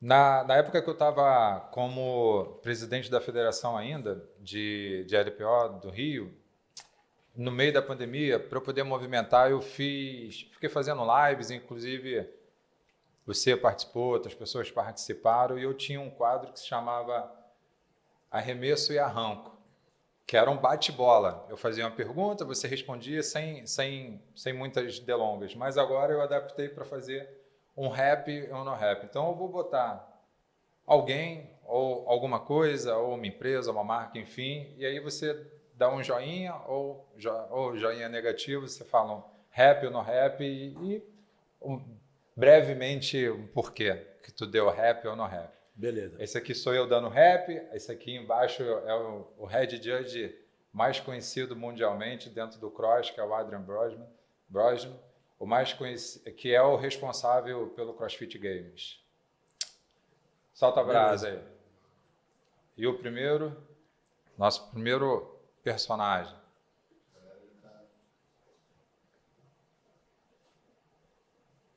Hey, tio Dragos! Dragos Stanica. Rap ou no rap? Rap. O Dragos, ele é não só muito conhecedor do levantamento de peso olímpico. Quando eu comecei a estudar levantamento olímpico, eu estava muito na metodologia russa, né? Porque é o que eu tinha contato. E fiquei fã da escola romena por causa de tio Dragos. Porque o importante, na verdade, que as pessoas não entendem, que nessa vida, primeiro, você tem que ter humildade de reconhecer aquilo que você não domina.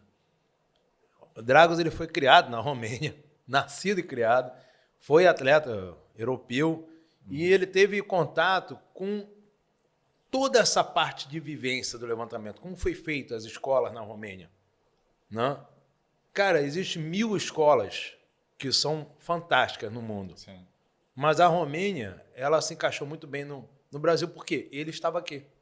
Ele pôde transmitir exatamente como foi ensinado. Claro que hoje a gente já sofreu muitas adaptações, influências, escola colombiana, escola cubana, que são fantásticas. CrossFit, né? A escola americana eu diria que é a pior delas, mas recebeu uma influência mais por causa do cross, que hoje você vê como ela está melhorando, porque ela contratou treinadores europeus. Hoje tem 50 treinadores europeus dentro dos Estados Unidos. Foi feito depois de 2016. Tanto é porque os Estados Unidos agora está subindo. Cada vez mais, porque eles investem. Os próprios praticantes de CrossFit hoje em dia também melhoraram bastante essa parte de levantamento de peso, porque os seus professores, os seus coaches dentro do boxe conseguiram ter condições de poder melhorar ou fazer curso de levantamento de peso olímpico. Porque quando eu comecei, por exemplo, mal sabia como é que fazia, como é que se tratava, como é que levantava. Cara, mas é assim, né? E tudo mais. É a tendência que vai melhorar. Eu acho que Agora, assim. é óbvio que parte do interesse de cada um. E uma coisa que eu admiro muito em você, Dudu, como você falou, tem que ter humildade. E outra coisa que eu acho fundamental e eu levo como valor na minha vida, gratidão. Eu sempre vi você falar sempre muito bem do Dragos, por conta de humildade, de dizer que você aprendeu, que você buscou junto com ele, mas também de gratidão e reconhecimento. Cara, eu falo isso, que muita gente fala assim, as pessoas hoje eles têm muito hábito de criticar, né? Criticar. Eu acho o seguinte, o Dragos ele é treinador. Treinador é o quê? O cara que vai espremer o cara para dar o melhor dele. Sim. Entendeu? Ele não é um cara do marketing. Ele não é um cara que vai falar uma palavra bonita para você. Arley, você é bonito. Não, meu irmão, tu é feio. Pronto. Se tu aceita ou não aceita. Mas ele vai ser prático. Entendeu? Então, muita gente se fere com a sinceridade.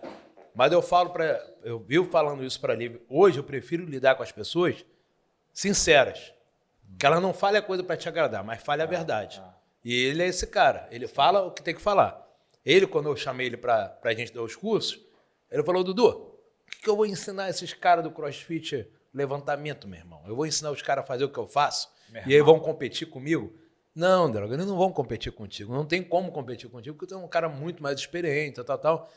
E na época, ele entendeu. Porque lá na Romênia, onde você fala de treinamento de alto nível, você não... Pô, essa é a mentalidade. Você é o melhor, você faz os melhores atletas, você ganha mais. Sim. E você é diferente por isso. Mas eu expliquei isso, cara, para chegar nesse nível aqui no Brasil, vai demorar anos para alguém ter algum nível. Sem dúvida. Entendeu? Então eu falo, cara, não se preocupe.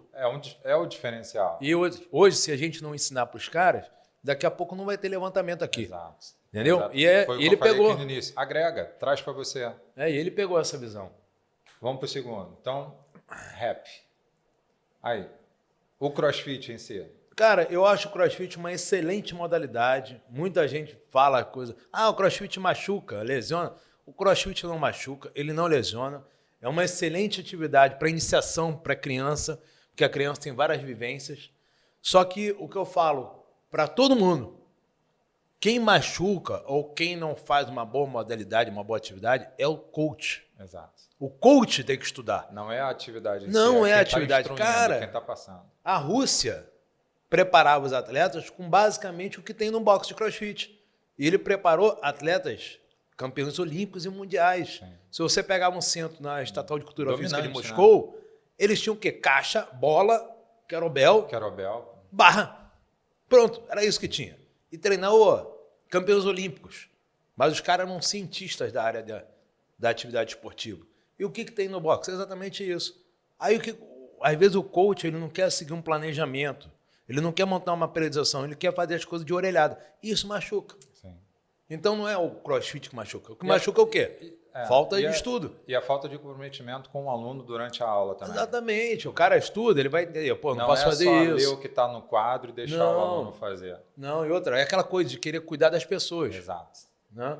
Se usar o CrossFit da forma correta, como ferramenta de trabalho, para qualidade de vida, para saúde, para bem-estar... Cara, é uma modalidade que, além de ser muito motivante, é prazerosa aula e atende todo mundo. Atende sociável. Criança, exatamente. Atende criança, atende idoso, atende todo mundo. Né? Muito bom. Vamos para a próxima.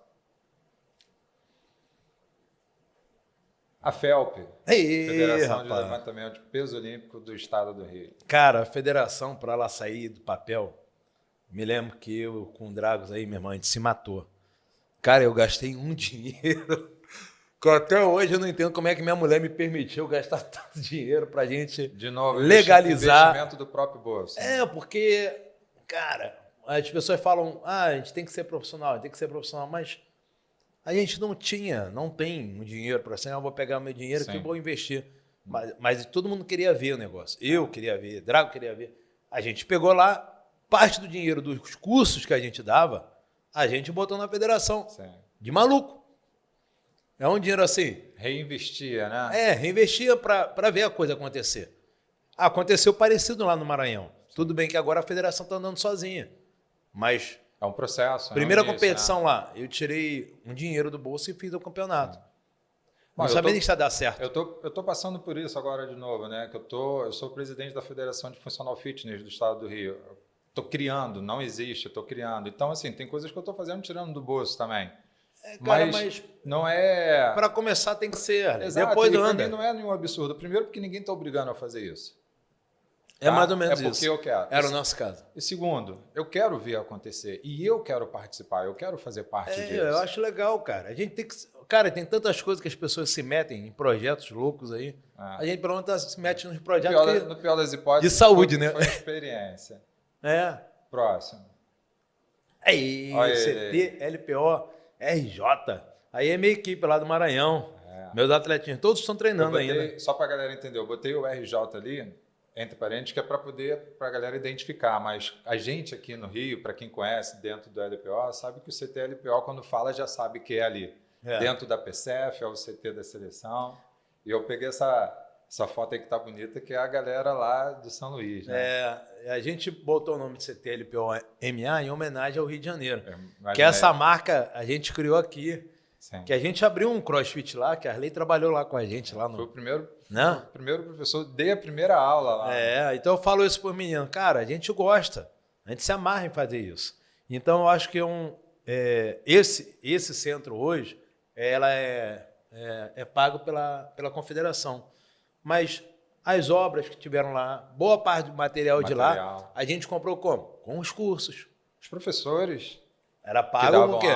Com as aulas que a gente dava. Entendeu? Então, muitas das vezes os gastos com as competições era anilheiro, medalha. Era tudo feito de lá. Hoje a confederação ela tem uma responsabilidade enorme, paga as coisas lá, mas material a gente comprou, obra a gente estendeu para cá. Então o CT hoje esse é o CT da confederação. Ponto. Eu fiz questão de colocar porque eu tenho certeza que você tem um carinho especial por esse local aí. Tenho muito mesmo. Próximo, Torres. Gui Malheiros. E o Gui? Mito, a lenda. O que você acha desse cara aí? Cara, esse garoto aí é um garoto fantástico. Eu falo que hoje um atleta, para se dar bem, ele tem que ter família. E tem que ter escola. Base, né? Porque hoje tu pega um garoto da comunidade, o garoto, não tem uma mãe que tá ali, não tem um pai que dá um aperto nele.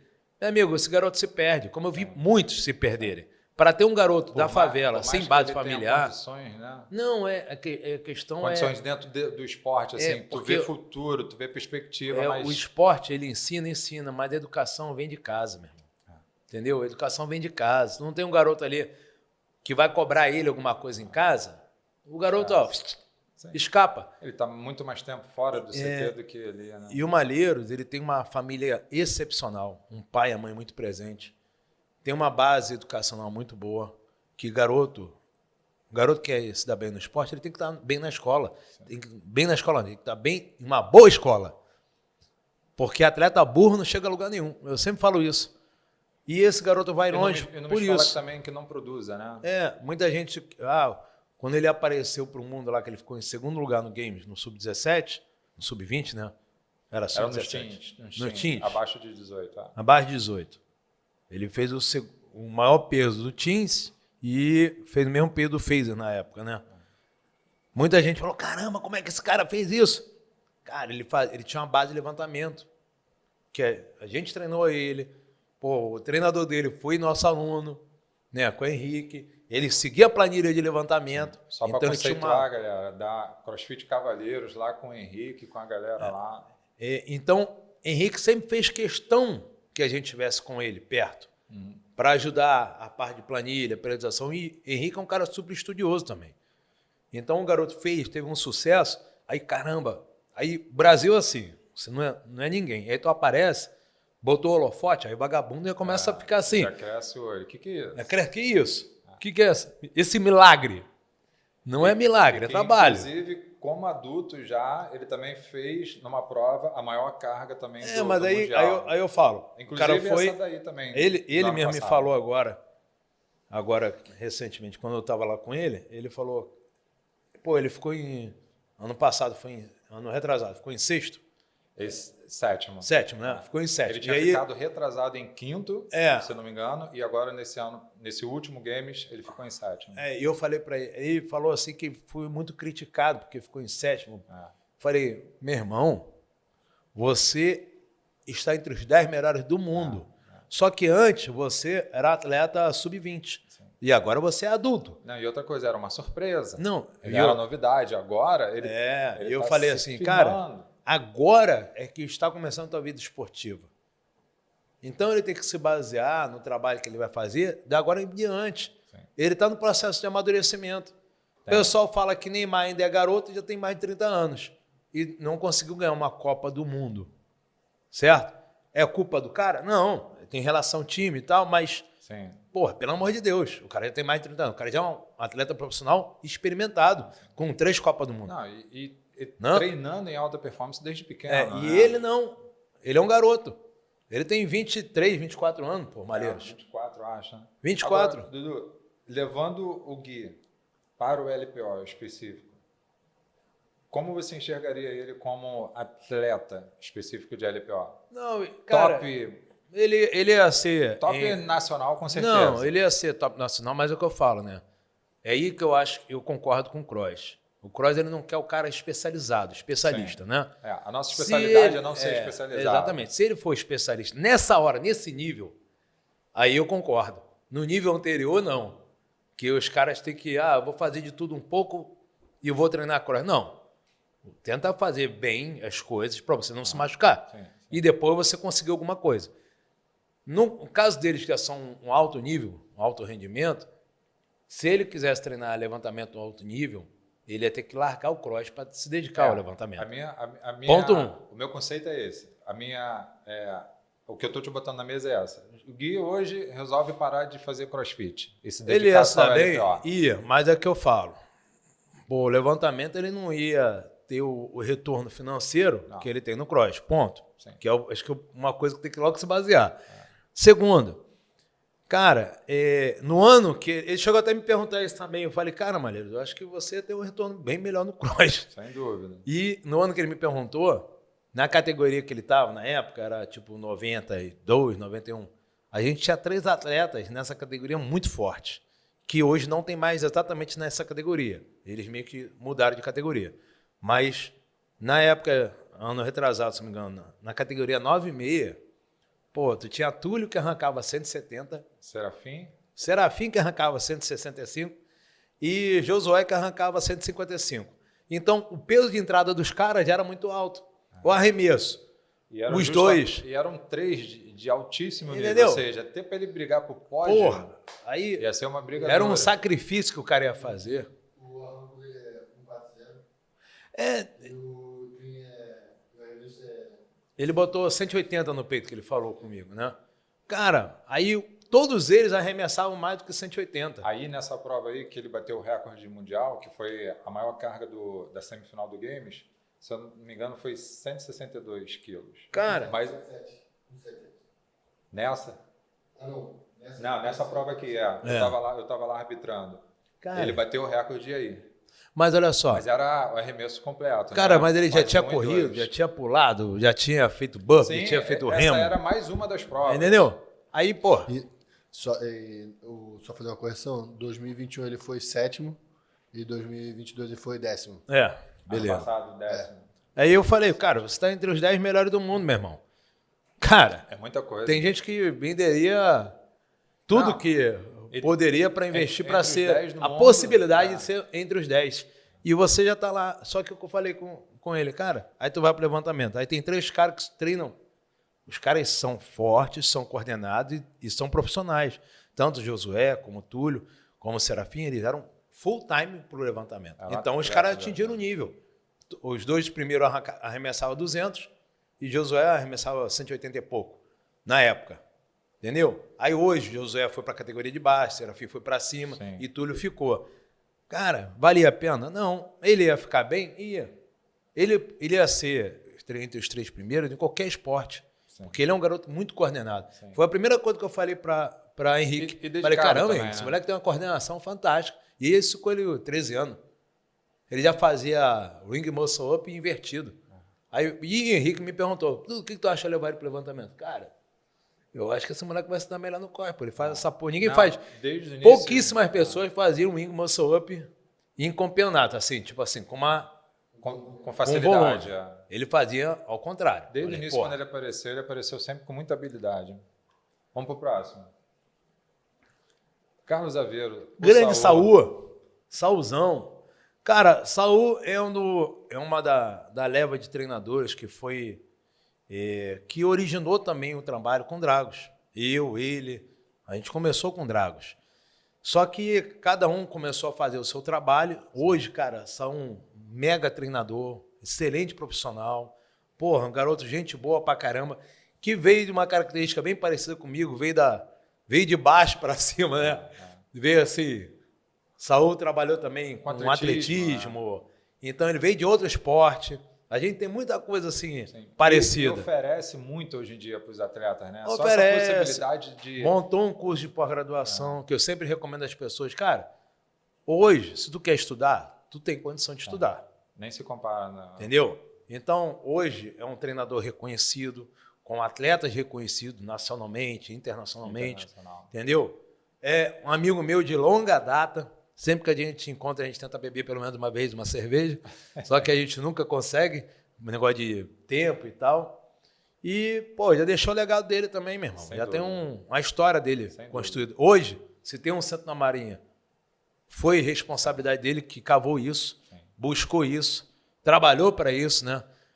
Os caras na época que, pô, reconheceram o levantamento como um esporte que poderia ser investido, que os caras podiam ter pego aquele dinheiro colocado em qualquer outro esporte. Sim.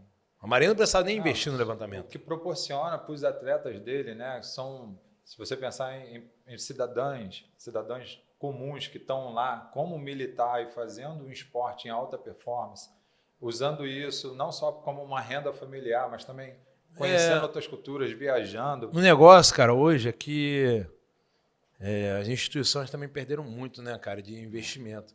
Por exemplo, a Marinha já não investe tanto.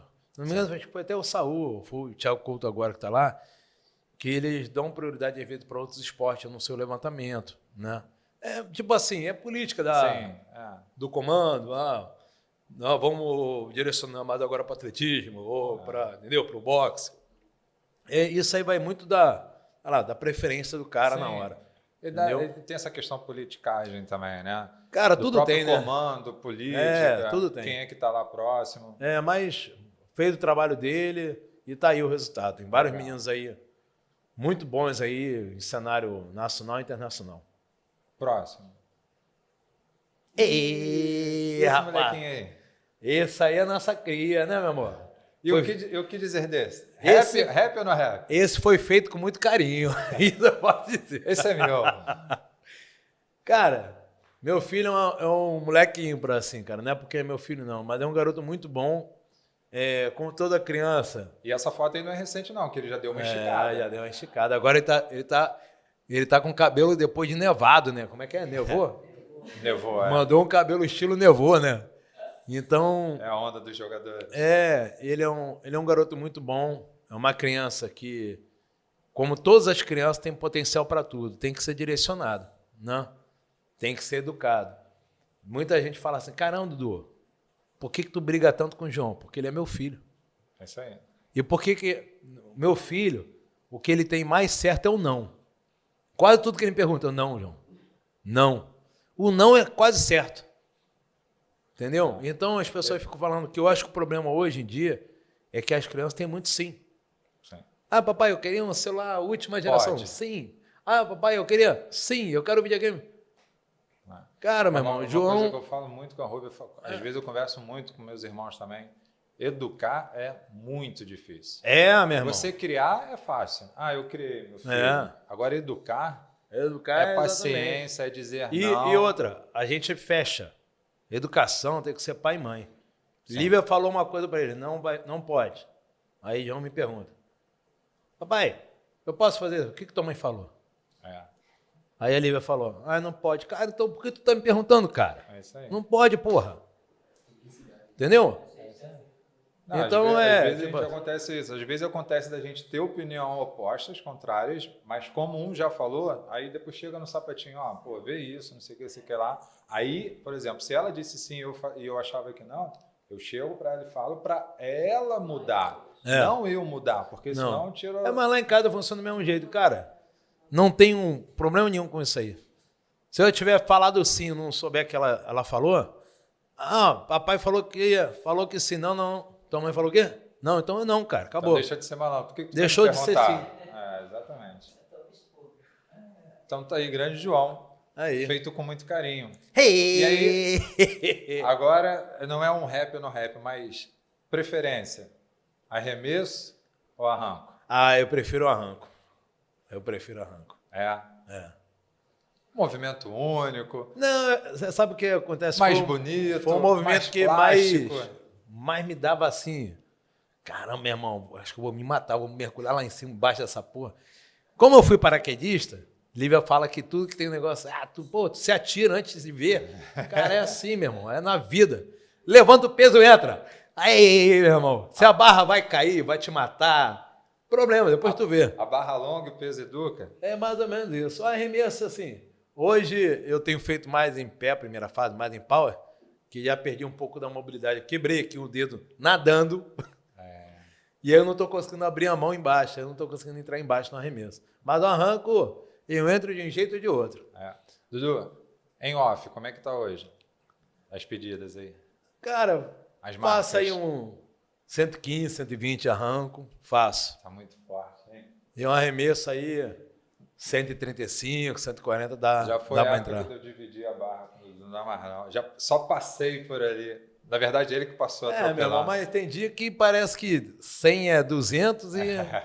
Tem dia que tu Tem pega a dia que barra eu pra penso, se "Ih, mexer rapaz." e fala assim, caralho, não era 20 isso? Agora tá o quê? 30? Mas a gente tem que continuar, né, meu irmão? Tem que continuar. Vai se adaptando, né? Mas... Dudu, cara, queria te agradecer. Vou encerrando aqui.